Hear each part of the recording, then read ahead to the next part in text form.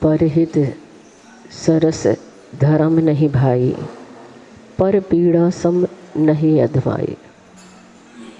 भगवान महावीर का सिद्धांत है, जियो और जीने दो। इस सिद्धांत की आज हमें महती आवश्यकता है और उस सिद्धांत को जानकर ही हम अपने जीवन में अहिंसा धर्म को सुरक्षित रख सकते हैं, क्योंकि हिंसा मानवता पर एक कलंक है। मांसाहार घोर पाप है जिससे हमें बचना है। मनुष्य जन्म से तो शाकाहार के रूप में ही पैदा होता है, किंतु गलत संस्कार, धार्मिक संस्कार के अभाव में या फिर जिह्वा लोलुपता के कारण उसकी मांसाहार में प्रवृत्ति हो जाया करती है। आज का दिन आप लोगों को मालूम है कितने निरीह मासूम भोले प्राणी अपने जीवन को कुर्बान करेंगे। वास्तव में संसार एक प्रतिध्वनि मात्र है। जो आप संसार को देंगे वही तुम्हें वह वापस लौटा देता है। और हिंसा, जिसके बारे में मैंने पढ़ा कि एक बार नारद और विष्णु दोनों भ्रमण करने के लिए निकले। नारद जी ने देखा रास्ते में तालाब के किनारे एक मछुआरा मछलियां मार रहा था। नारद जी ने विष्णु जी से प्रश्न किया, भगवान देखिए ना इस व्यक्ति को, ये मछलियों को मार रहा है, हिंसा कर रहा है, इसका फल इसे क्या मिलेगा? विष्णु जी ने कहा, नारद प्रश्न तो तुम्हारा अति उत्तम है, लेकिन इसका उत्तर समय आने पर दिया जाएगा। बात आई गई हो गई, बहुत समय व्यतीत गया। अब तो नारद जी अपना प्रश्न ही भूल गए और एक दिन पुनः विष्णु जी नारद के साथ भ्रमण करने के लिए निकले तो उन्होंने देखा रास्ते में एक हाथी मरणासन्न अवस्था में पड़ा हुआ है, जिसकी मौत बिल्कुल निकट है। उसका सारा शरीर सड़ चुका है, शरीर में असंख्य कीड़े पड़ चुके हैं और वो बिलबिला रहे हैं। उस हाथी के लिए वो कीड़े काट रहे हैं, जिसकी वेदना से हाथी तड़फ रहा है, कराह रहा है। विष्णु ने नारद जी से कहा, नारद देखो इस हाथी को। नारद ने कहा, हाँ भगवान, ये अपने कौन से पाप कर्म का फल भोग रहा है? विष्णु जी ने कहा, वो मछुआरा नदी किनारे जो मछलियां मार रहा था, तुमने उस समय प्रश्न किया था। नारद जी ने कहा, हाँ भगवान याद आया, पर आपने उस समय उसका उत्तर कहाँ दिया था? तब विष्णु जी ने कहा, नारद ये हाथी का जीव वही मछुआरा है जिसने इतनी घोर हिंसा की थी, और इसके शरीर में जो मछलियां, जो कीड़े पैदा हो गए हैं, वो मछलियों के जीव हैं। जितनी मछलियां इसने मारी थी, वो सारी की सारी मछलियां कीड़े के रूप में बदला ले रहे हैं, प्रतिशोध कर रही हैं, इसे काट रही है, जिसकी वेदना से ये कराह रहा है। नारद जी ने कहा, भगवान, जीव हत्या का ऐसा फल? विष्णु जी ने कहा, हाँ नारद, हमें अपनी जिंदगी में इसलिए कभी किसी जीव की हत्या नहीं करना चाहिए, क्योंकि आज जिस जीव की हम हत्या करते हैं, तय है अगली बार उस जीव से उस व्यक्ति की हत्या का होना। इसलिए बंधुओं, हम अपने जीवन में करुणा धर्म को समझें, हम अपने जीवन में दया धर्म को समझें। दूसरों पर भले ही दया न करें, पर अपने प्रति तो हमारी दया का भाव जागृत हो कि कहीं इस प्रकार से हमें ना वेदना सहन करनी पड़े, कहीं इस प्रकार से हमें ना पीड़ा सहन करनी पड़े। इसलिए भी हम उस हिंसा का त्याग करें। मैंने पढ़ा कि आज धर्म के नाम पर जो देवी देवताओं के लिए बलि चढ़ाई जाती है, वह घोर पाप के रूप में हुआ करता है, और धर्म मानकर अज्ञानता की वजह से लोग उसे करते चले जा रहे हैं। पर उसके अंजाम, मैंने उदाहरण पढ़ा कि एक व्यक्ति ने काली माता के सामने एक बकरी को बांध रखा था उसकी बलि देने के लिए। उस व्यक्ति ने उस बकरी के माथे पर सिंदूर लगाया, माला पहनाई, और जैसे ही उसे मारने के लिए उसने तलवार उठाई कि वह बकरी हंसने लगी। जोर से हंसी और कुछ देर बाद फिर जोर से रोने लगी। उस व्यक्ति ने पूछा, तुम हंस क्यों रही हो, और हंसने के बाद फिर रोई क्यों? बकरी ने कहा, मैं हंसी उसका भी एक कारण है, और जो मैं रोई उसका भी कारण है। उस व्यक्ति ने पूछा, कारण क्या है हंसने का? मैं तुम्हारी हत्या कर रहा हूं और तुम हो कि हंस रही हो? उस बकरी ने कहा, बात ऐसी है कि 500 भवों के बाद ये मेरा अंतिम भव है बकरी का। अब मैं मनुष्य के चोले में जाऊंगी, मनुष्य का जामा धारण करूंगी, और ये मेरा भव समाप्त हो गया है। और व्यक्ति तो हैरान हो गया, कहने लगा, इसका मतलब है कि 500 भवों से तुम बकरी ही होती चली आ रही हो। तो फिर जब तुम्हें मनुष्य पर्याय मिलना है तो तुम रो क्यों रही हो?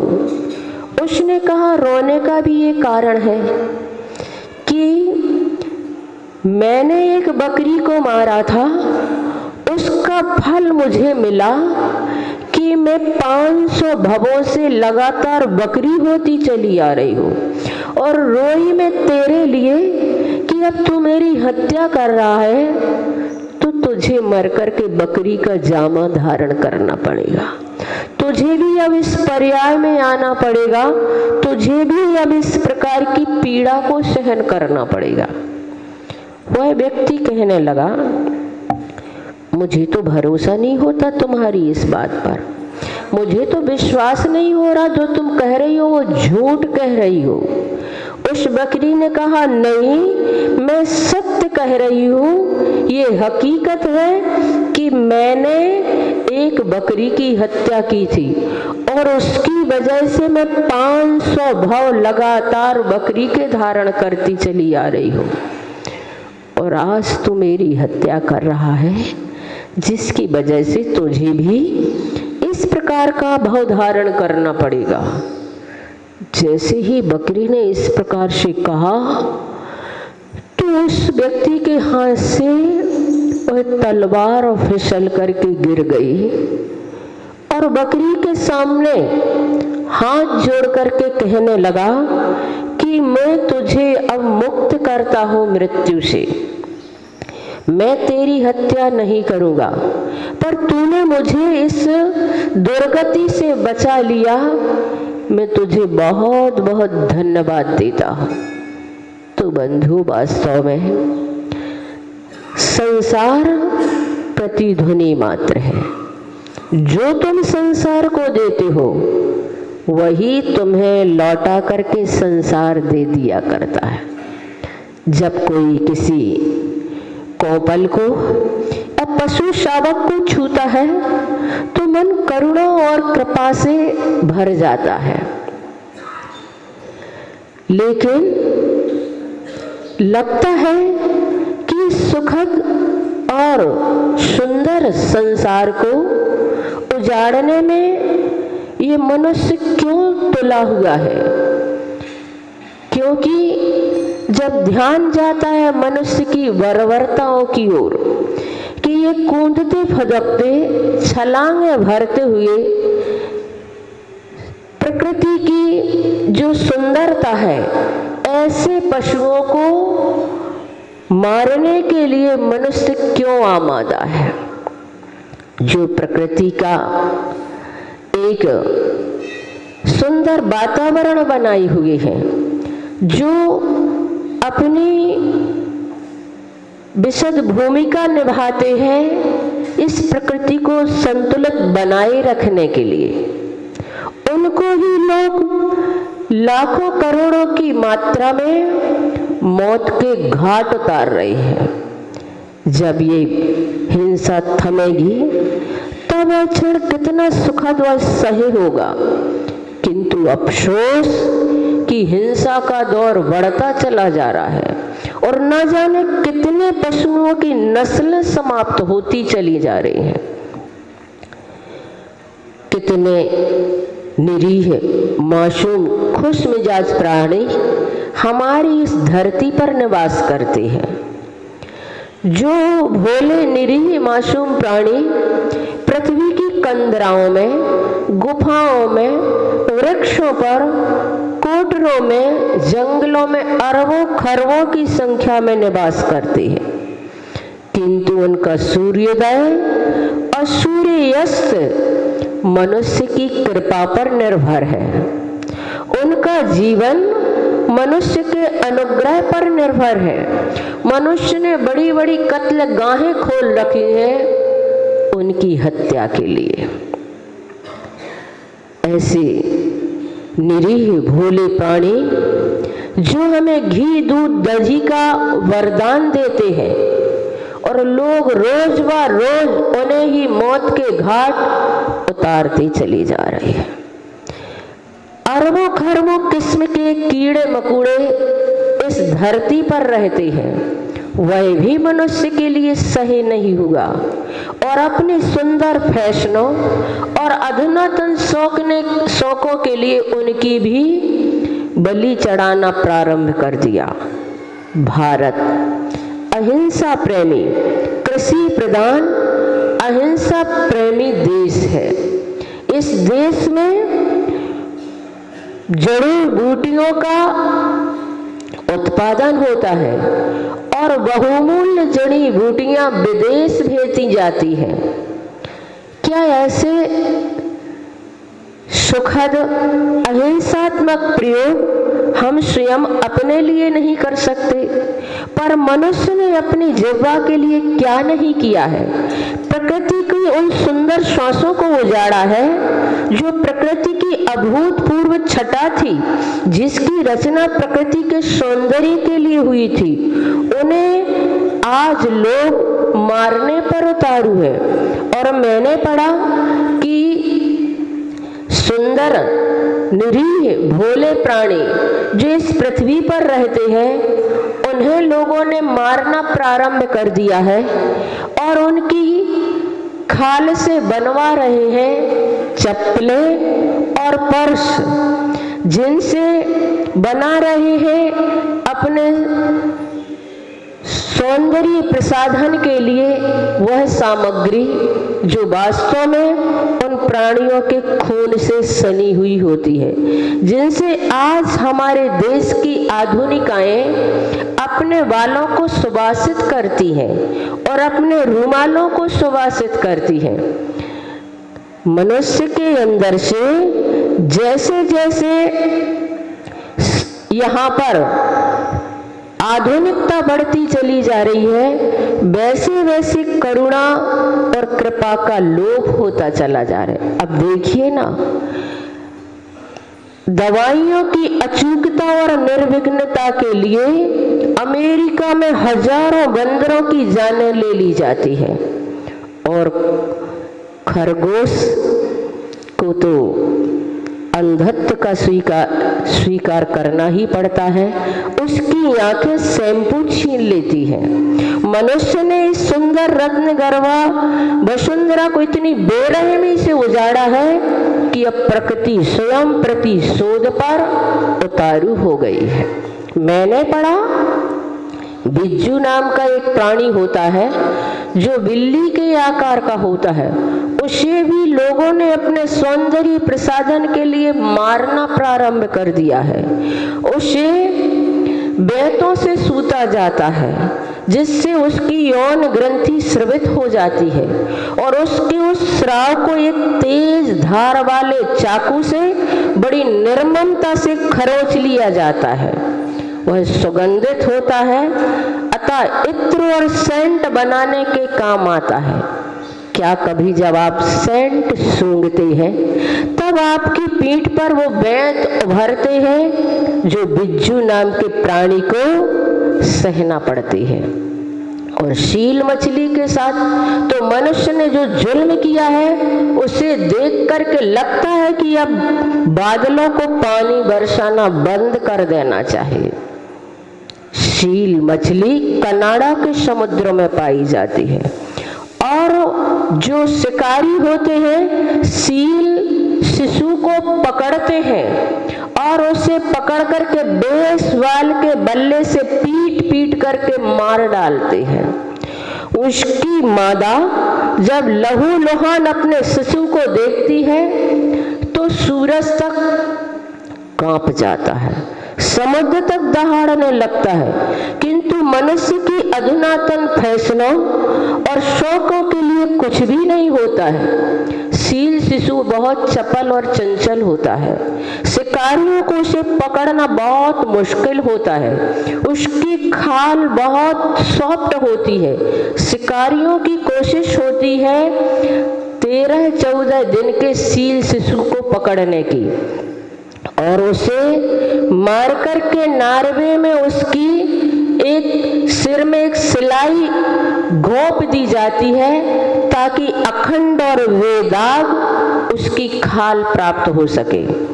और उस खाल से बनाए जाते हैं कोट। एक कोट में 10 सील शिशुओं की मौतें अंकित होती है।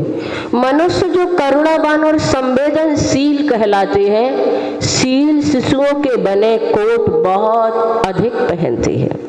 हाथी मांगलिक पशु माना जाता है, जो अफ्रीका के जंगलों में उन हाथियों को जहरीले फल खिला करके मार डाला जाता है। हाथी इतना शुभ और मंगल माना जाता है, अगर हमें स्वप्न में भी दिख जाए तो स्वप्न मंगल होता है। ऐसे हाथी को मार डालते हैं जहरीले फल खिलाकर और उसके दांत तोड़ लिए जाते हैं और उसके दांतों से बनाए जाते हैं बाले, खिलौने, चूड़ियां। क्या किसी हथिनी का सौभाग्य उजाड़कर हाथी दांत की चूड़ियां पहनना ये आपका सौभाग्य का सूचक रह पाएगा? बंधुओं, वास्तव में अपने अंदर उस करुणा को जागृत करो। आपको नहीं मालूम है, आप तरह तरह के शैम्पू का उपयोग करते हैं और वो शैम्पू कैसे आते हैं? बाजार में आने से पहले उस शैम्पू को खरगोशों की आंखों में छिड़का जाता है और ऐसा तेज होता है कि खरगोश की आंखें तक चली जाती है, खून उभर आता है। बाजार में लाने से पहले उसे निरापद इसलिए बनाया जाता है कि कहीं शैम्पू का उपयोग करने वाली कोमलांग नारियों की त्वचा को वह नुकसान न दे बैठे, इसलिए सबसे पहले उसे खरगोश की आंखों पर प्रयोग किया जाता है। उस शैम्पू में कितने सारे खरगोशों का अंधत्व और मौतें घुली हुई होती है। तो बंधुओं, आज हम अगर वास्तव में हमारे अंदर थोड़ी सी भी करुणा है तो उन पशुओं के बारे में सोचें जिनकी मौतें होती चली जाती हैं और हम मौजें मनाती चली जाती है। समय तो अपना हो गया है। मैं आप लोगों से सिर्फ इतना ही कहना चाहती हूँ कि उस खदरसार भील ने, जिसने कौवे के मांस का त्याग कर दिया था, और जब उसने संकल्प लिया तो वैद्यों ने उसकी बीमारी जब उसे उत्पन्न हुई तो कहा कि तुम कौवे के मांस से ही स्वस्थ हो सकते हो। कहानी कहती है कि हंसते हंसते उस खदरसार भील ने मौत को स्वीकार कर लिया, पर कौवे का मांस स्वीकार नहीं किया। एक भील जिसकी जाति उसी से ही पलती है, पर उसने संकल्प लिया तो उस संकल्प को अखंड रखा। आज हम कुछ भी नियम लेते हैं, छूट पहले रख लेते हैं, और छूट रखने की वजह से हम कितने भी संकल्प लेते चले जाते हैं, उसमें कोई अतिशय और चमत्कार पैदा नहीं होता है। क्योंकि जब हमारी परीक्षा का क्षण होता है उसी समय हम फेल हो जाया करते हैं। इसलिए जो भी हम संकल्प लें, अखंड संकल्प का धारण करें, वह संकल्प हमारी जिंदगी में अतिशयकारी निर्जरा को प्राप्त करने वाला होता है। एक संकल्प हमारे जीवन में ऐसा जरूर होना चाहिए कि हमारे प्राण भी चले जाएं तो भी हम उस संकल्प को तोड़ेंगे नहीं। सिर्फ एक संकल्प हमारा ऐसा हो। और खदरसार भील का उदाहरण हमें बताता है कि वह इस खदरसार भील ने जब इस संकल्प को पालन किया तो भगवान महावीर के समूह शरण में प्रथम श्रोता के रूप में, राजा श्रेणिक के रूप में उत्पन्न हुए थे। वो राजा श्रेणिक का वह जीव था खदरसार भील। तो बंधुओं, आज आप एक संकल्प ग्रहण करें, अपने जीवन छोटे से छोटा, कोई भी जो आप कभी अपनी जिंदगी में प्रयोग भी ना करते हो, पर ये संकल्प करें कि हम कैसी भी स्थिति हो उस संकल्प को तोड़ेंगे नहीं। खदरसार भील ने सोचा इतने प्रकार के मांस तो खाते हैं, कौवे का मांस नहीं खाएंगे तो चल जाएगा। उसे ये नहीं मालूम था कि हमारी परीक्षा इसी संकल्प के माध्यम से होना है। तो आज आपका नियम है कि हम अपने जीवन में आज के लिए, सिर्फ आज के लिए भी कोई संकल्प आप मन में ग्रहण कर लें, और कैसी भी स्थिति बने, कैसी भी स्थिति बने, प्राण कंठगत भी हो जाए तो आप उस संकल्प को तोड़े ना। सिर्फ आज के लिए भी ऐसा कोई नियम आप ले सकते हैं जिनका चलता नहीं। जैसे कोई रात्रि भोजन, बहुत सारे लोग होंगे जो नहीं छोड़ पाते, बहुत सारे लोग ऐसे हैं जो रात्रि में पानी नहीं छोड़ पाते हैं, बहुत सारे लोग ऐसे हैं जिनका सप्त व्यसन में प्रवेश होता है, गुटखा नहीं छोड़ पाते, तम्बाकू नहीं छोड़ पाते हैं, बहुत सारे ऐसे लोग हैं। तो जो ऐसे नियम हैं, ऐसे नियम जो लेकर के तोड़ देते हैं और धोखा दे देते हैं साधुओं के लिए कि हाँ हमने छोड़ दिया, और फिर बाद में कभी पूछते हैं तो हम क्या करें, अब वो चल ही नहीं पा रहा था, हमसे बन ही नहीं रहा था, इसलिए हमने उसको तोड़ दिया। ऐसा ना करें। एक नियम लें, भले एक दिन का लें, एक घंटे का लें, तो भी आपका वह अखंड नियम अतिशयकारी चमत्कार को पैदा करने वाला हो जाएगा। आज आप नियम लें कि हिंसात्मक सामग्री जो भी है, सिर्फ आज के लिए हिंसात्मक जो भी सामग्री होती है उसका प्रयोग नहीं करेंगे, चाहे खाने के रूप में हो, चाहे सौंदर्य प्रसाधन के रूप में हो। सिर्फ आज के लिए कितने सारे जीवों की हत्याएं सिर्फ हमारी वजह से होती हैं, हमारी मांगे होती हैं, उनकी उधर मौतें होती चली जाती हैं। समय अपना बहुत अधिक हो गया, मैं सिर्फ इतना ही कहना चाहती हूँ कि आज सिर्फ संकल्प आप लें और उस संकल्प को तोड़े नहीं, चाहे कैसी भी स्थिति हो। खाने रूप में और सौंदर्य प्रसाधन के रूप में कितने लोग नियम ले रहे हैं, बहुत अच्छी बात है। और उन प्राणियों की जिनकी आज हत्या होने जा रही है, निर्मम भोले पशु बेचारे, उनके प्रति सद्भावना भावना, और आज उनके लिए ही हम बड़े बाबा की जाप करेंगे सद्भावना से भर करके कि हे परमात्मा उन्हें सद्गति मिले।